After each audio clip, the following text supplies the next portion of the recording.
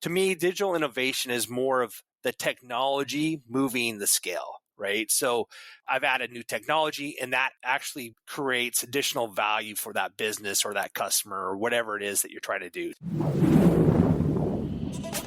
This is the ERP Organizational Change Journal podcast, brought to you by Nestell & Associates, a Newport Beach, California-based ERP organizational change management firm serving the private equity industry.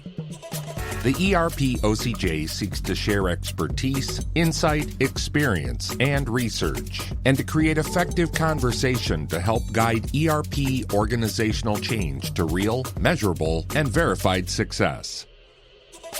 And now, here's your ERP expert and host, the founder of Nestell & Associates, Dr. Jack Nestell. Hey, Jack here. Today we're going to discuss software development and its role in digital innovation, digital transformation, and ERP success. We do know that nearly all large-scale ERP implementations require some level of customization, and there's a line between the out-of-the-box deployments and required customization, or software development. We also know that excessive customizations, application integration, and poor understanding of business requirements can extend ERP go-lives and even create business risk. All of us here at the ERP OCJ hope you find this podcast useful as we share lessons learned, discover best practices, and explore the human element components of ERP organizational change. In this episode, we will discuss software development with Steve Douglas.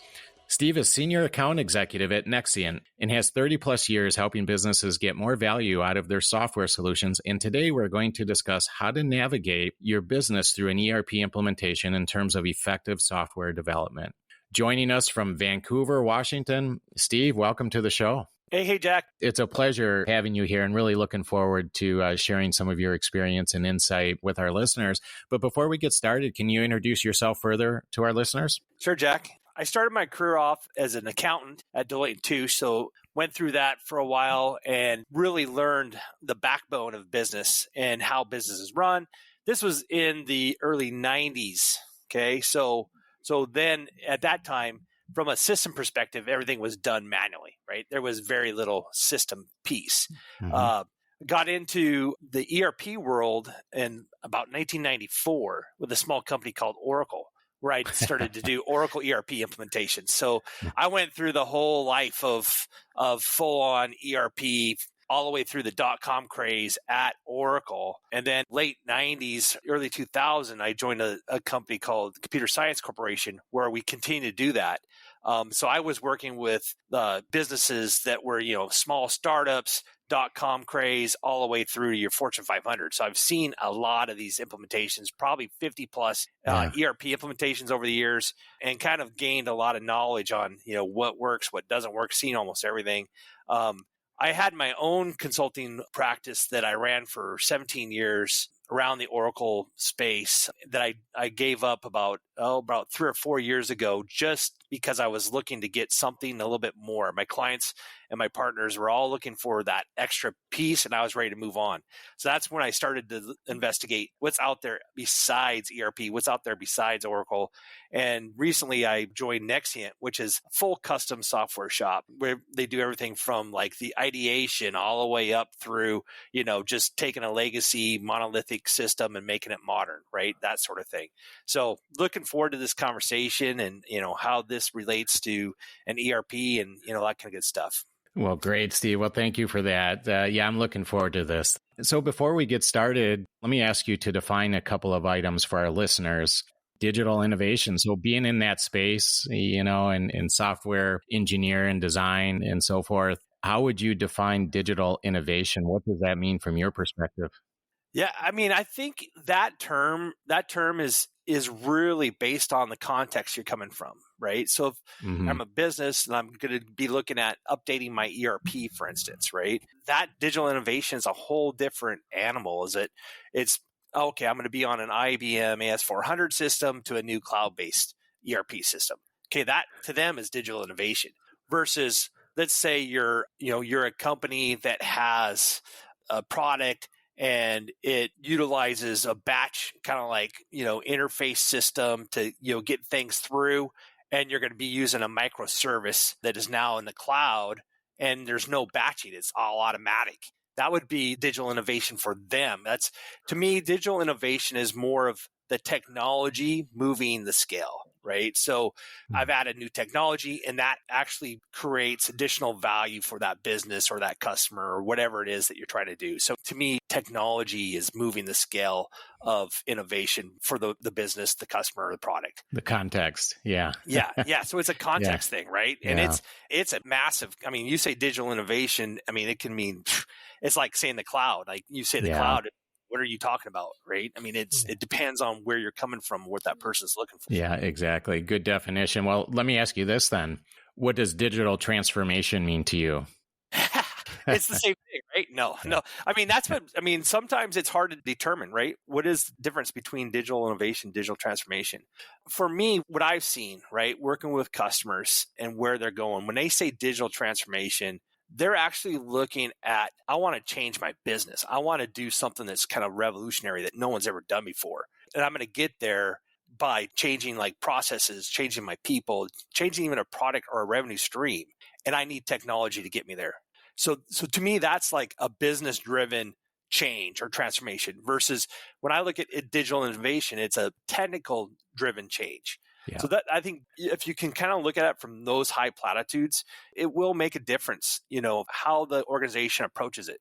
A digital innovation a lot of times would be driven maybe from the IT organization, where digital transformation could be driven from the CEO. Right, of the company. Or digital transformation could be driven by an event like COVID. That's driven digital transformation across organizations that I would never have thought of looking at changing. Yeah, good point. Those are two words. The reason I wanted to start off our time today with those definitions is because they're pretty popular words. You see them a lot, and they're almost buzzwords. So I thought it would be interesting to get your insight in description or definition. So as you had mentioned, Steve, you had great experience in the ERP world, and now, of course, you are in the software customization world. And in my view, as an ERP implementation practitioner, there's quite a bit in common there, and that is because often during an ERP deployment, there's a certain level of trying to find that balance between out of the box and customization to fit the requirements, right, to fit the business needs. Which we'll get into that a little bit more here, I think, further along in our conversation. But what would you say from your experience, what role does effective software development play in successful ERP deployment? Oh, I mean, it's massive. Like you said in the opening, almost every ERP implementation's going to have custom components, right? I mean, that was always when I was really deep into delivery of ERP, that was like the word you didn't say. It was like, we don't do customizations. Yeah. I mean, they actually changed the word at Oracle. They called it extensions, yes, right? So the ERPs then, it was hard for them to support if there was a customization done to their core code. So some of these ERPs, they've allowed interfaces or APIs to be driven. Now you're seeing it with microservices and RESTful interfaces and that sort of thing to allow for that extension, because the ERP really, right, is just a baseline core set of best practices for an organization to run. And I've always kind of looked at it as it has its core piece and it has a boundary around it. And then outside of that boundary, you have other business components that really are needed for that business to run at its own vertical, right? Better. And the ERP doesn't always do it because it's trying to, it's always trying to like relate to the entire mass, an entire sector group. If you take Oracle, for instance, it's related to a process manufacturing company all the way down to a services company. So, it's going to have challenges of meeting the business requirements of every single business in there. So it has to be extended or customized. So that is real critical in having that kind of strategy involved. The thing that when I was doing ERP implementations, that was, you would just identify, okay, here's the business requirement, right? Does the software do it? Yes or no? Here's a gap. How expensive would it be to extend this? Does it make sense to do it, right? In the custom software world, it's a different thing. They look at it from, like, at least on a Nexient side, we look at it from the user experience first. So what does the user get out of this thing? at this custom piece that you're looking at. Is the user going to get value? Are they going to enjoy using it? Is it going to provide something over a long period of time? And then the strategic components of that, like how is this thing going to be maintained over its life? What's the revenue stream that's going to be tied to that product over its life? And how are you going to get it to market quickly? And how are you going to iterate that to improve based on feedback from users? And how are you going to get that feedback from users? In the ERP world, that just never happened, right? It was just, they put the requirements down, the development team cranked away on that extension or customization. They did maybe some unit tests. They did some integration tests and then user acceptance tests, and then it went live. And then bugs would come up, right? And then if the bug that was reported, they looked at it and said, hey, that was never intended. It's coded as we've required, and you guys signed off on it. Put that in something future. And the user was kind of left behind. So that's why users, like I was seeing it in the ERP world, users would always try to shove as much stuff up front as they possibly could because they know that they never could get that later on once the project's done. Yeah. It was always a chase, right? So I think that's like a big thing that I've taken away now being in this custom space of more the user is involved all the way through the process of the software development. I don't know if I mentioned this, but Nexient's 100% agile in the way that we do everything. We're pragmatic, but it's still agile based. So the users are always in the forefront of that whole entire component, where in the ERP world, that's not always the case. It's starting to come around. Like I talked to a lot of my larger customers that are a hybrid, waterfall, agile, and they're starting to bring users in more and stuff, which is great, I think. But I think that is kind of like the biggest difference that I've seen so far being in this space. Well, that's interesting, Steve. And you know as well as I do that throughout an ERP implementation, the chances of having no customizations, extensions, I think just to think that, and every organization is different, right? And to a certain degree, some organizations can just do an install and use out of the box. And we've seen projects where it was a good selection process, right? Which is a whole nother topic. Yeah. Mm-hmm. In the selection process, it was a good modeling fit, a good feature function fit, but still they had, quite a few customizations. And obviously when you get into the larger organizations and global organizations, the customizations, percentage can increase. But yeah, the process is normally either through your conference room piloting, typically, you realize that there's some gaps or disconnects. So then you have your developer or your functional lead would kind of put together the initial document describing the gap. And then that would go to a developer who would help determine what would be required. And then they would put some time, money, and effort and cost to that. So, you usually go through 2 or 3 steps in various forms, and then you get the final approval and signature. And then the development team would start the work. They then deliver that back to your organization in the test environment, and then the functional lead normally walks the appropriate team members through to get their final approval and sign off.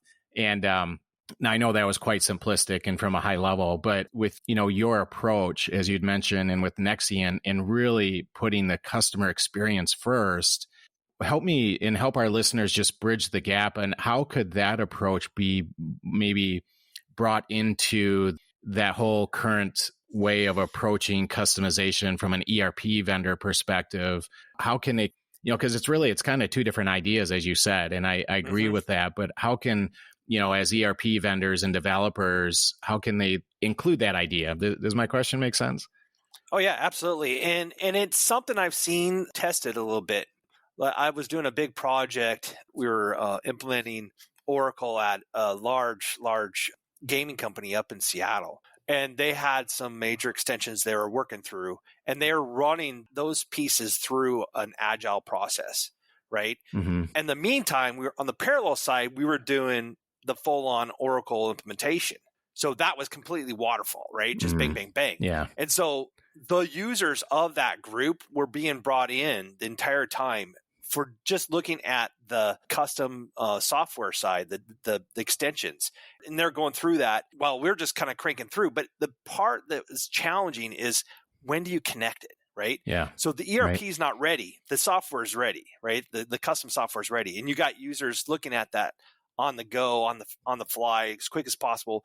I think that the way that ERP needs to get there is to somehow kind of catch up on the software development end of things, where they can provide some sort of an environment that would mimic what's going to be at the end, but it's not there yet because, ERP side takes a long time to implement, right? Mm-hmm. So it's not there yet. They haven't passed the unit test cycle or whatever, but it's a development environment that then a development team can then work in and have the users. So the cycle that we go through is after it's kind of been designed, whatever, the users are involved in the whole process through there. So it's similar, right, so far. Mm-hmm. But then code's written and the users start using it as quick as possible. So you have like some prototyping or some, proof of concept stuff going on. And you try to get to that users basically having the software completed to what in the custom world is called the MVP, right? Minimum valuable product. Yeah, right. So you want them to have that as fast as possible and start using it and providing feedback so that then you can iterate through it. The other thing that like what Nexient does with every one of their projects, it's the testing cycle, right? So in the ERP world, the testing cycle is very heavy. Sometimes you'll automate things and whatever, but it's really heavy on user involvement.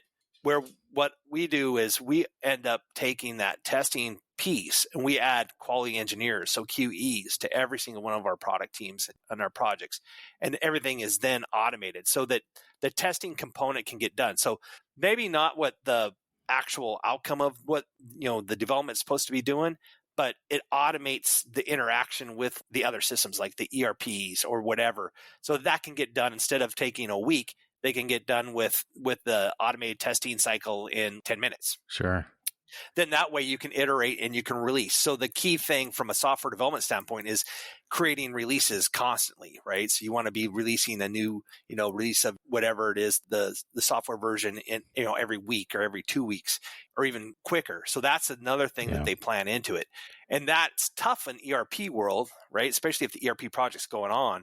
So I think that's the struggle, and I think someone will figure that out, is how can you work the two worlds together to be efficient, right? Yeah. So you're essentially running your development more in parallel with your testing versus sequentially with your end users, and you're doing it in shorter sprints. Right. And we actually have a concept that's not on the ERP side, but we call it dual track agile, right? Mm-hmm. Where we'll have the development side happening and then we'll have the design side happening. So the design side be happening like 2 weeks in advance, and then the development side will be happening right after that, and then it'll just be continually going. So it's almost like it's going just all at the same time, but it's a 2-week jaunt between. And that actually creates even more velocity of the development cycle, and the users are all involved constantly in the agile process because of all the different types of meetings and different readouts and all that kind of stuff that they have. So they're very involved and very, committed to the development side of things. Whereas an ERP, sometimes users are, I hate to say it, but they're almost looked at as, the evil side of things, right? Or a unnecessary component that's required. Whereas I think if the ERP can bring in users more and get them involved more, I think they would have more success, but it's tough, right? Because users have a full-time job. So yeah. And, and it depends on obviously the extent of the customization or extension. Right. Some are much more, I would say, sophisticated than others. And, some of these extensions they can address in a day or two, and sometimes it could take months. Right. Obviously, if you run into a lot of customizations that take months, then you may have bigger issues with your ERP selection, in my view. Oh, yeah. There was a project that I did. It was for a large county project. It was like a 3-year implementation, and I was the development manager on it. So I managed all the developers on that. And I had 65 developers, and I had pages and pages of different development components that were needed to get done. It was a serious challenge. And getting users involved was like the impossible task. So that's where ERP has its trouble, right? Yeah, the end user engagement and really trying to include them in that whole development process as often as possible. Mm-hmm. Based on your, I guess, this idea of an end user experience centric focus, How would you define success then for a software development project or product? What does success look like for you and your team at Nexient? Yeah, that's a great question, honestly. The way that we look at things in our process of development, they have this concept of definition of done, right? So when is something done? I mean, I was just on a call this morning where the VP of engineering was having another training class on definition of done, and it's a continual mindset that they're looking at. I think that the biggest difference that I can tell you is it's a concept of project. So like you have the ERP project, right? Defined scope, requirements, timeline, dollars, all that stuff, right? Is done between this date and that date. That's what they're looking. That's the project, right? Versus custom software development, they look at it from a product perspective. So it's a subtle thing, but it really changes what your, I think, definition of success is. So a project would be, I'm going to get X number of my requirements done with user acceptance testing completed by this date. If I hit that within budget, I have a successful project, right? Thing goes live. Versus a successful product, or custom software development would be the outcomes that I was looking to get from this, this custom piece of software. I hit those outcomes, this much revenue gain or whatever it was, or this reduction in expenses, whatever those outcomes were. That's how you measure, to me, a successful custom software development project. I got this much user engagement, whatever that is. And so it's something that's subtle, but it's what we look at Nexient. It's powerful though. Yeah, it's exponential. We call it the product mindset, right? So we're looking at the product, and the product starts with the user experience and then goes from there. And it really comes down like the way that we actually do like our implementations. An ERP implementation, it used to be the old adage that the consulting company would drive the bus up and all the consultants would get off, and you have to have a huge space for them to work and get all that stuff done, right? And it worked, right? It was just like roll your sleeves up and just start cranking away. Versus the way that Nexient has kind of come, and I think it's where they make their difference. They have this concept called development at the speed of startup. So the guy that started Nexient, he came from Silicon Valley, and he looked at how come startups can get things done so fast, right? And it's because they have a pure focus on whatever that product was they're trying to get out the door. Everybody in the entire organization, so let's say it's a team of 8, right? Team of 10. They're all hyper focused on getting that product out and making the user experience amazing, so that then they can make their money and they can get, say, hey, look how many people we have. Give me, $100 million and, we're all going to be happy, right? So they take that concept now and say, okay, how can we do this, say, to a big company like UPS or, something like that, some huge enterprise? How can they develop at the speed of startup? And everything we do at Nexient's in what we call product teams. Now, the ideal product team from a Nexient perspective is like they have a UX, UI kind of component in there, so 2 or 3 people. They have a product person in there, so a product owner, product manager, those kind of people. That product owner is someone that is kind of critical because they relate to what the business is trying to get out of that product. What are those outcomes they're looking at to make sure that this thing's successful. Then you have the agile component, which is your scrum master side. They're the task master of the whole thing. Sure. Then you have your engineering teams, and then you have your QE, and then you have your DevOps. So that team itself is self-contained, right? Yeah. So they don't need to be like micromanaged. They've got the product that they're going to be delivering, and they go at it. And that's how they've brought that startup mentality into software development, even in an enterprise level. So it's pretty interesting. Right. It's fascinating to me. And it's some conversations I have with all these companies all the time. Sometimes it blows our mind and it's hard for them to grasp the concept, but it does really work. We have a ton of use cases of where that has happened. So, and I think, Steve, I just want to share a quote from the Nexient site because I think it just summarizes well what you've just described for our listeners. And that is your site actually says, quote, along the way, we've learned something important that most software product development companies fail to understand. The magic of software is more than its ability to automate tasks or save money. what most product development companies miss is that great software has the power to engage and connect with people. And, so just hearing you, I was going to ask you to elaborate on that a little bit more, but I think you did that well. I might have jumped the gun there, Jack. No, that's good. But the point is this idea of being end user experience focused and centric is a major part of how you, the success of your product and your engagements. Yeah, I mean, those are our ideal. I mean, lots of times though, we'll get into it where a company has a bunch of old legacy stuff that's holding them back, and they just want us to update it, that kind of thing. So, but still, that's there too. I mean, it all leads to what's that next that they're going to get. And I mean, if you look at on our website, you've looked at, obviously, I love our saying, because life's too short for crappy software. I mean, there's guys in or people in our company, they wear that shirt around. It's hilarious, but it's a driven culture. It's a mindset. That product mindset is something that's driven. I mean, I'm on the sales end of it, right? I'm an account executive. I had to take agile classes when I first got hired. Like, that's my onboarding. It's crazy, right? And so I've had to really ingest this and live this stuff for the last 6 months, and it's amazing. And it's a continual thing that they do. So it's something they're driving, and I think that's the difference, really, that an ERP project team has to get to. I think if they can get there somehow, I don't know how it would be, but if they can get that mindset into the ERP side, I think they'll get more.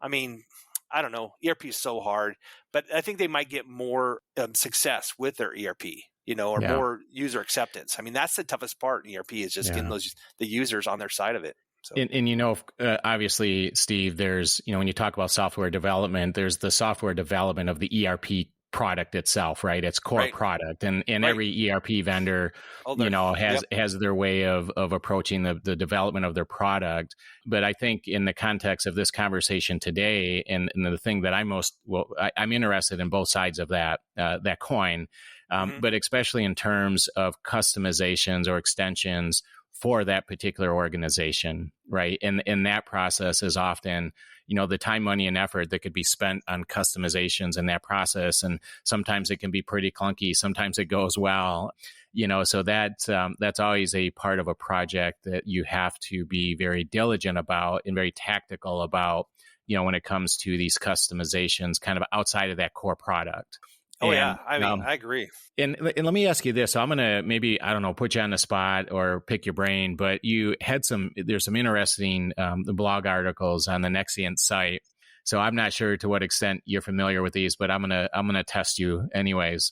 And there's maybe three or so that I just want to pick your brain on. So one was, I think, a colleague of yours at Nexient. I guess his name is Dan.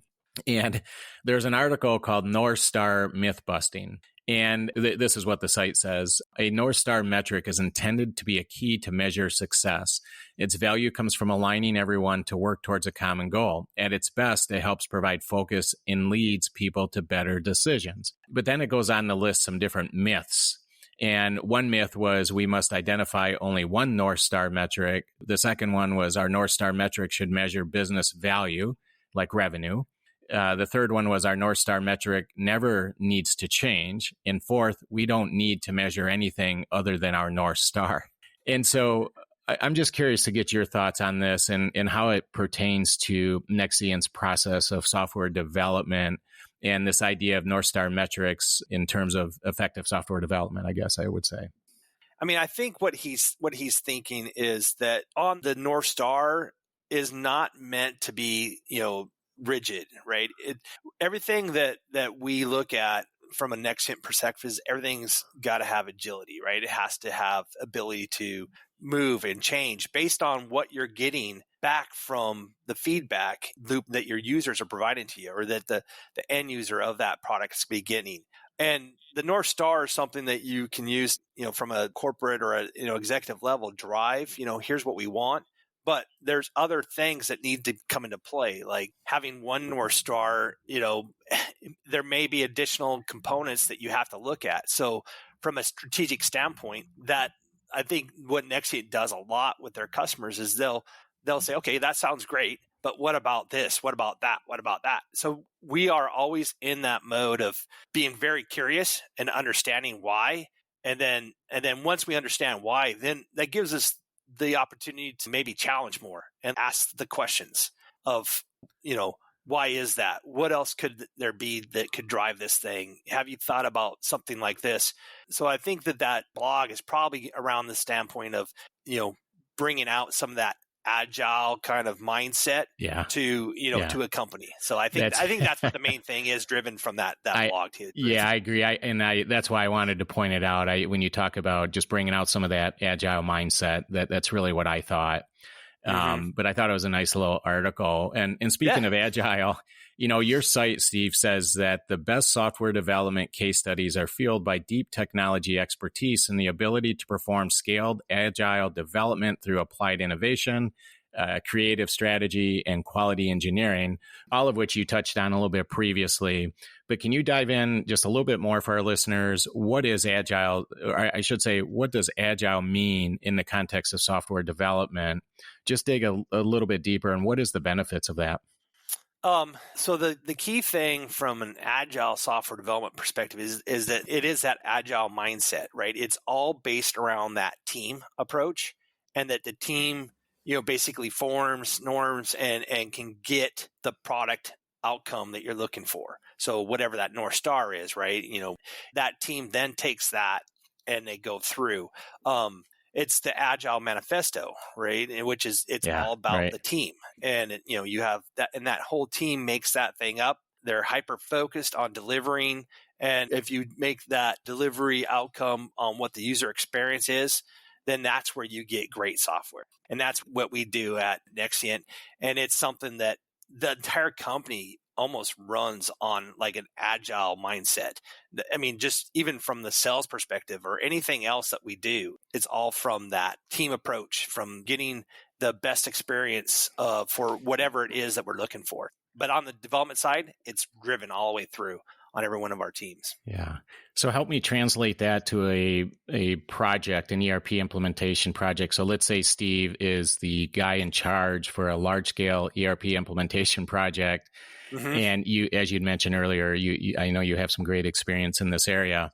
But what would you do maybe differently from what you've seen in your experience on these various ERP projects to improve agile software development? So you're there, you're with a customer, you've got 3 or 4 different stakeholder groups internally within your organization. They're all asking for customizations. Walk me through what Steve would do to bring in more of an agile software development approach to the practice of ERP implementation. The main thing I think I would do, just thinking through kind of the how it works from an ERP perspective and what I've seen, because I've seen so much development over the years done from an ERP perspective that's just been kind of thrown away, right? I'd separate the ERP side of things from custom side of things completely and just run them separately as separate, distinct components. And I would force the business to first try to utilize the ERP software as it was really intended, right? From its best use case scenarios that it has, right? And getting that up and running to some component, knowing there's gaps that are going to be there, and just figuring out, the base level of custom or say manual process or whatever it is. If I have to bring in temps, just get the business running on the base ERP. And then on the side, identify the custom pieces that are out there, put them into, just like from an agile perspective, you'd have your product owners or whoever is going to be the architect of that ERP solution manage those custom components for value, right? Which ones are the most value? So you basically rack and stack them, organize them. And then you would have agile product teams that then would grab those, basically, let's call those requirements or those customizations like a story, right? And then just start running them through and figure out, okay, this is my velocity that I can get with these. This is where I can get this done. I can get these 5 done by this time frame. And you just start organize that in like it's a full-on product instead of an ERP project. I think that would be amazing if you could figure it out, Now, I'm not saying it would work, but it's my concept in my head that I was like, when I was getting ready for this, I was thinking, this is a strategy that I always seen, right? I mean, like I came up with that example of a project I was working on for a county. And in the front of that thing, when they were negotiating what this project would look like, they had all this custom component that they said we are required to have, right? It was driven into the fixed bid price of the project. And by God, that county was going to get every single one of those pieces, even though I'd say 80% of them probably never got used because they didn't know what the ERP software could actually do, right? So the ERP, we're looking at this as a development team. We're like, hey, this report is in this form. Yeah. Why can't they just use it out of the form? You mentioned a good point. I mean, a lot of times businesses don't know what they don't know. And you talk a little bit about the ideas, before you move forward on software development, again, because that's organizational capital, that's time, money, and effort. And frankly, it is underestimated in time, money, and effort, and even tactically, but it's a huge part of any large scale ERP organizational change effort. And this idea of extensions and customizations. And I think that that very first step is this conversation and change acceptance, or, this change acceptance idea that, a lot of people, they want to change, but they don't. They want to do things the same. They want the processes to work the same. But by definition, through large scale ERP organizational change, all of that is going to change for the most part, right, in terms of how you do it. And, so there's the conversations that organizations need to have so that they don't put themselves in a position where there's extensive customization. I really do believe that there's one right fit for every organization, and you have to understand the product, because the way that they may model your business or perform features and functions can vary drastically from one ERP product to another. So I think once you do your homework, and you can rest assured that you did your best to select the right system. Well, now your end users, as you just mentioned, they have to know the system, they have to learn the system, and then you have to convince them that maybe they need to think outside the box and do things a little differently from what they did before, rather than trying to create all these customizations. And there's one quote, and I forget where I first heard this, but it was years ago. I have it somewhere noted. But this idea that most businesses didn't invent business, right? And meaning there actually is such a thing as standard processes and out of the box standard operating procedures and so forth. And I would agree with that. But I also agree, Steve, that there are, within organizations, there are nuances and maybe competitive differentiators that do separate them from other businesses or competitors, in the industry. And it does deserve some customizations, because, you can't just jam one ERP system in across 100 organizations and think that none of them are going to customize. But I think the exercise you go through and really understand that value which is, I think, the exact word you mentioned earlier, the value of that customization and why you need it is a significant part of the whole process. Absolutely. And I would contend that you don't even know what that value is to that ERP until you've used the ERP, like really used it. Right. And so, and the hard part about, you have unit testing and you have conference room pilot, like you said, but do the users really get in there and use it? That's why I'm in my head, I'm thinking about this. And I thought about this before, I was even going to come on this podcast with you, is how can you do that? Right. And I think if someone could figure out that process from an ERP implementation perspective, I think they would have some golden ticket there, maybe. Who knows? I mean, but it gets back to also the users, especially the ones that have been around for a while. They've learned, right, that if they don't get that requirement in and that customization in the first project, that it's going to be hard to get it in later. Like that they have learned that. I mean, some organizations. I mean, I've had that experience. So. Yeah. And Steve, I really agree with you on the CRP and the training. And, we've analyzed lots of project plans, and I think we both agree that in terms of learning and development, the whole organizational learning process in preparing for an ERP go live, let's say that some ERP vendors or partners do it better than others. And in some plans, it's non-existent. And in others, it's much better. But I think the reality is, when you get your end users and you have your formal training program and you have your CRPs, it can be pretty tough to flush things out even in some of the best of the L&D programs and in the best of the conference room piloting programs. And a lot of it is when you hit the switch and you go live and users need to rely on the system in their real life, a lot of times that can be where things kind of flush out. So I think even despite best efforts, which you have to put forth those best efforts and try to minimize, I would say, the post-go live type of activity, especially in terms of customizations, it can be quite challenging. Oh, yeah, I agree. I mean, it's the company implementing the ERP, to me, is taking all of the risk, right, of that thing going live. And my thought, if you just could somehow separate the component and say, okay, I'm going to go live the ERP as is, right, and make my business run on it, then that risk is now taken from the company implementing to the software company that developed the ERP. Yeah. And that, I think if you can separate those two components out somewhat, I think that companies could find that they would have more success. The hard part when you get into ERP is from a waterfall perspective. Once you go down that one task, once you go down that one step, you pass that checkpoint. It becomes more and more and more expensive to go backwards. And if you find something.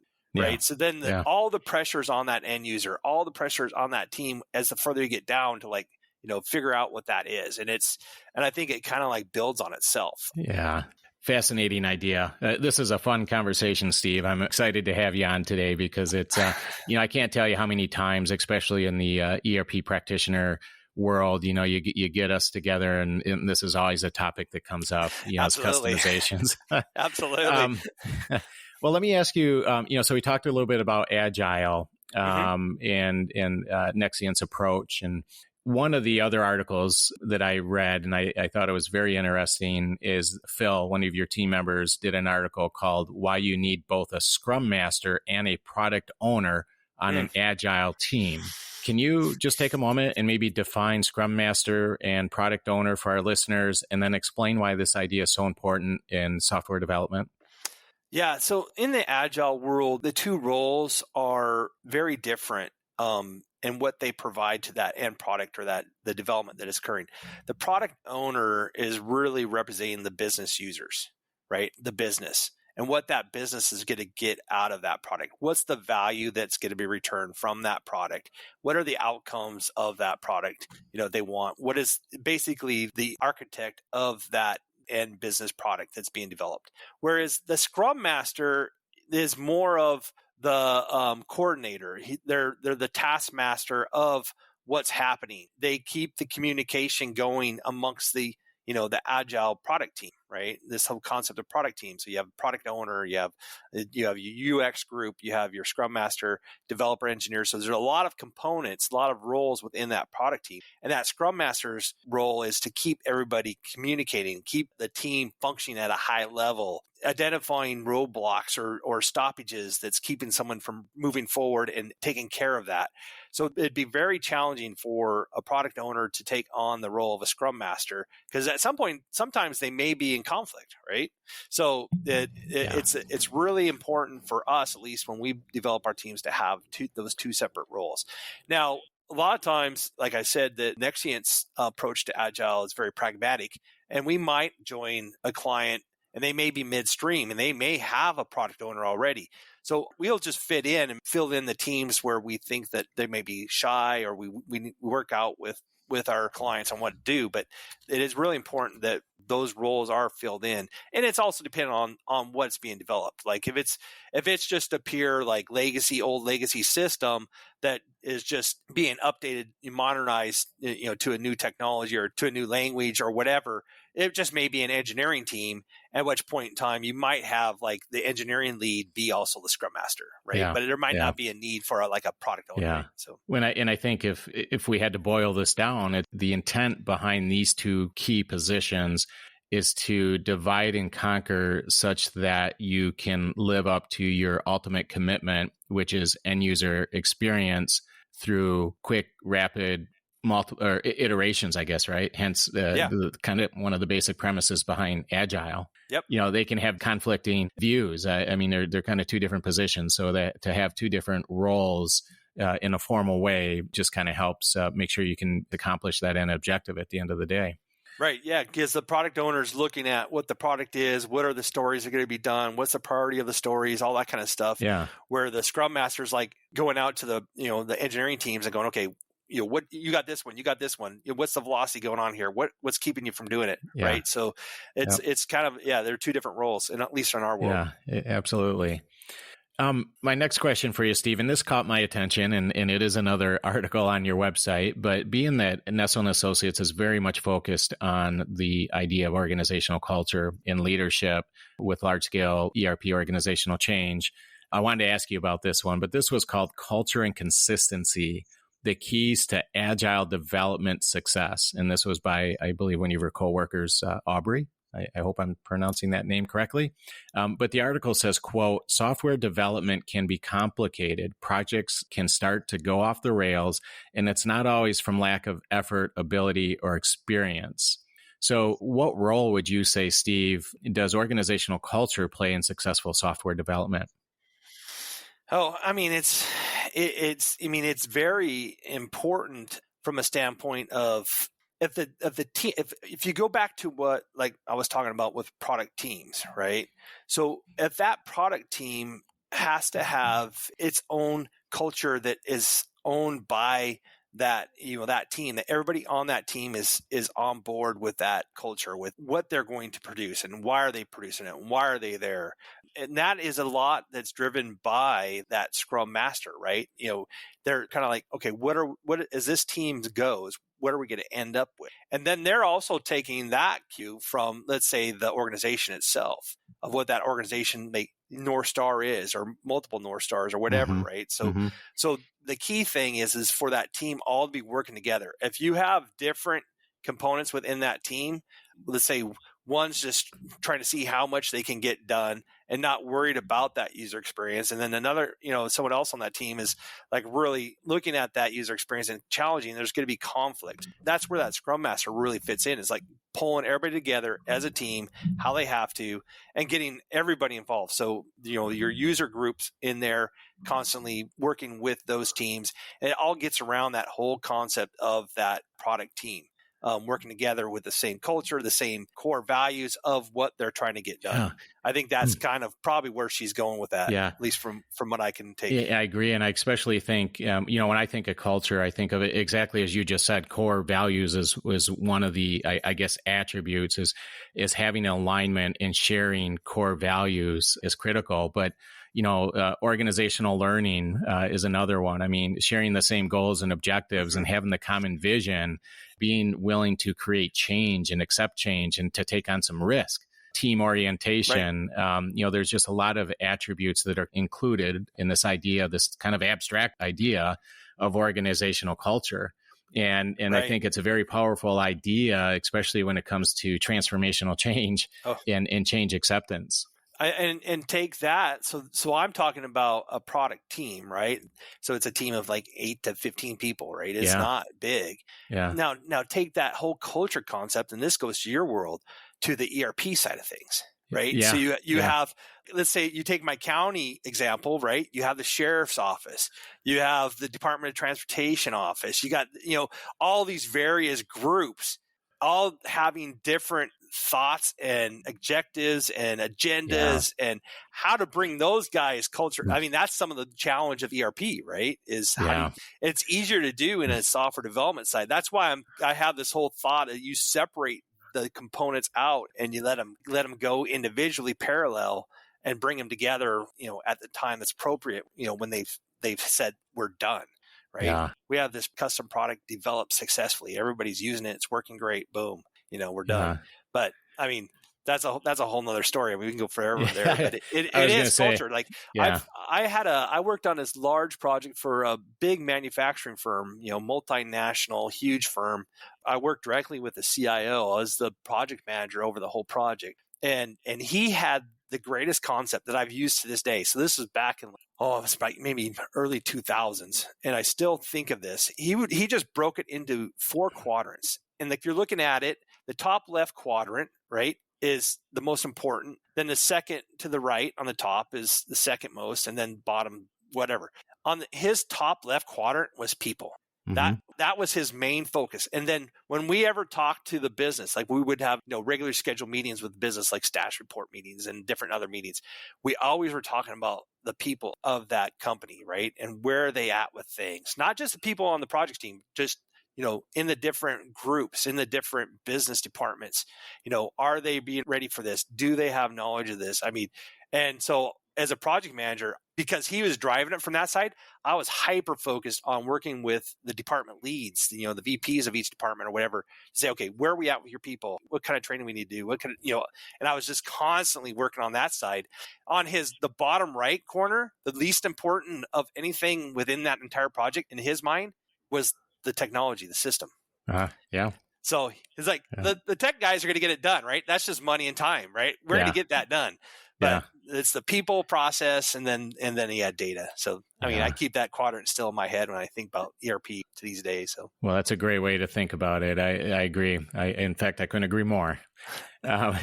So, Steve, this has been such a fun conversation, and I appreciate your time. But I'm going to sneak in about 2 or 3 more questions here, if you don't mind, before I let you go. Absolutely. So, digital enablement versus digital transformation.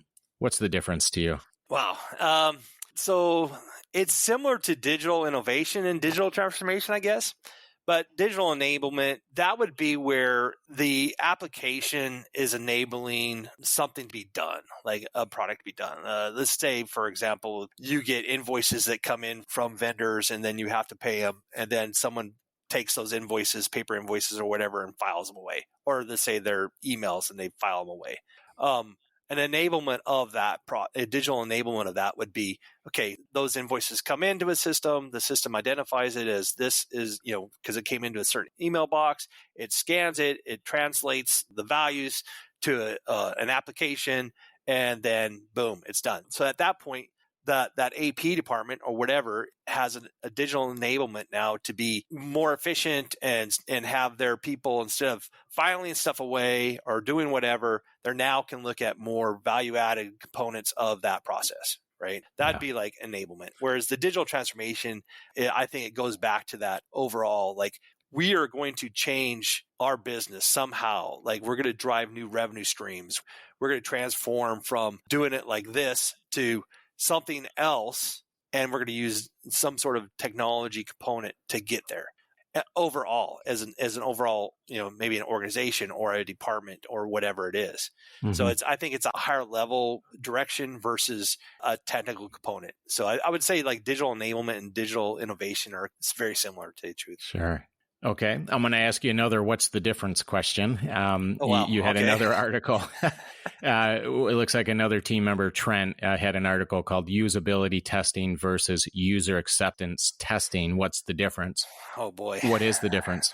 Usability testing would be that whole concept of, I think, is that product, right? And say custom software, is that product ready to be tested? Is it testable, right? Does that user get the value out of it that it's looking for? Is it something that is there something that they like? So it's going for that user component of it versus user acceptance testing does it work as we required it to do? Does it work as it was coded, right? It doesn't take in that concept of, do I love to use it, right? Or is this going to provide mass value or whatever it is? I think that's probably where he's getting to on that. Yeah. And I asked that to you intentionally because it's a common theme throughout this whole conversation, and I actually think it's 2 very distinct but important ideas. And the user acceptance testing is, can I check the boxes on the requirements? Does it, did you have the features and functions? Does it do this, this, this, and this? Which is very different from usability testing, right? I mentioned earlier that, you can have, 3 different ERP platforms and they all can do the same thing functionally, right? They can check this box, this box, this box, this box, but the usability and the way that they do that can be quite different. Oh, yeah. Right. And think about when the 2 events actually happen. When does user acceptance happen? It happens at the tail end of the thing, right? I got an exec that wants users to come in and say, is this thing ready to go live? Can we run our business on it? Yeah. Right.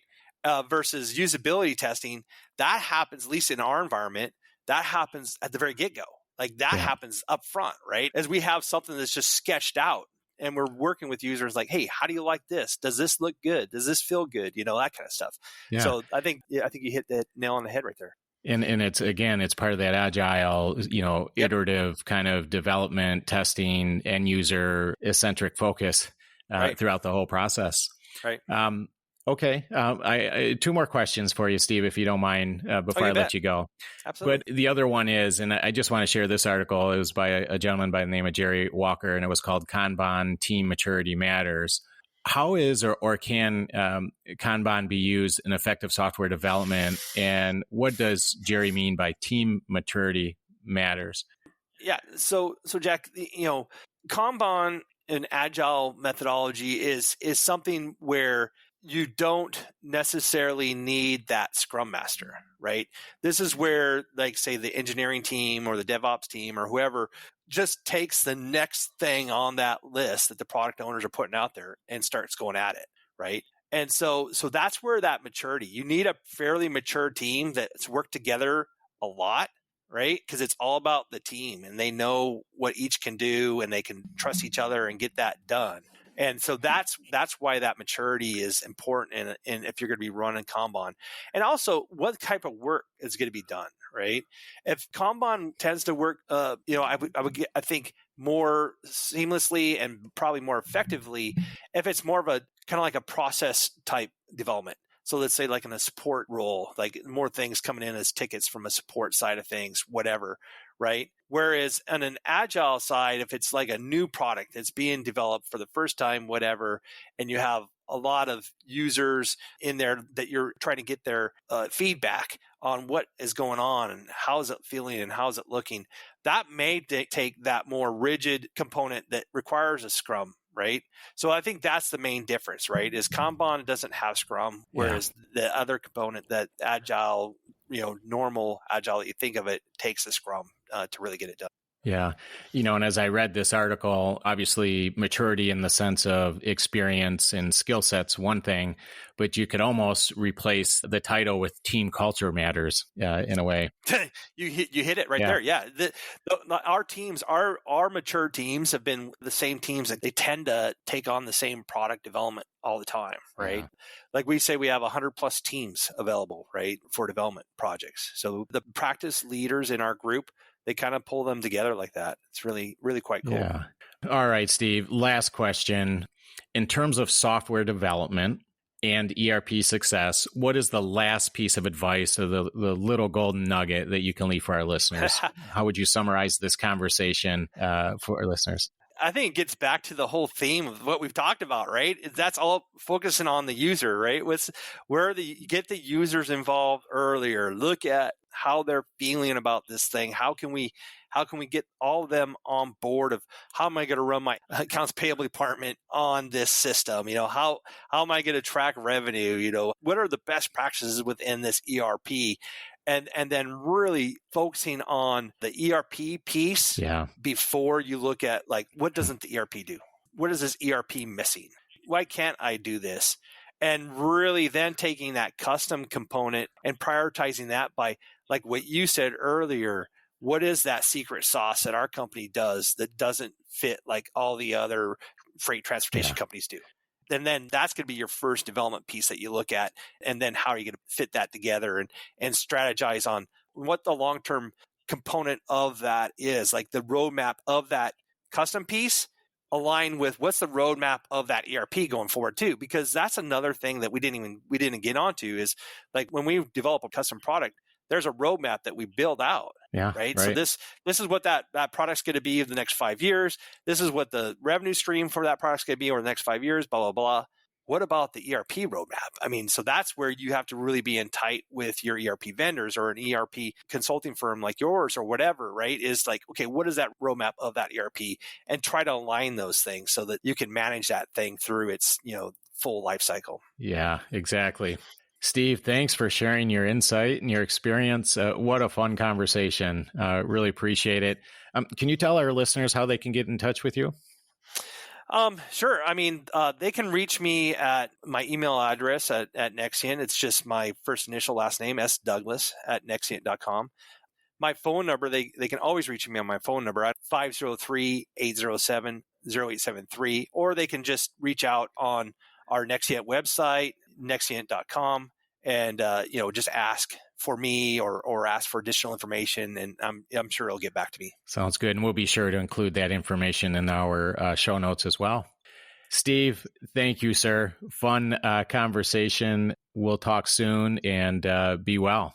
Yeah, thank you very much, Jack. And I would love to talk about anything else that may be a different topic too. So anytime you need me on for a conversation, I'm happy to do it. Oh, I have this. I think we could probably kill 2, 3, 4, 5 hours pretty easily sharing experiences. So I bet we could. I think Horror stories. Yeah, lessons learned and reflection. Let's call it. There you go. That's much more. I went total Halloween, right? So. Well, thanks, Steve. Hey, we'll be in touch. Take care, my friend. You got it. Thanks. All right. You bet. Thank you for joining us for today's episode of the ERP OCJ podcast.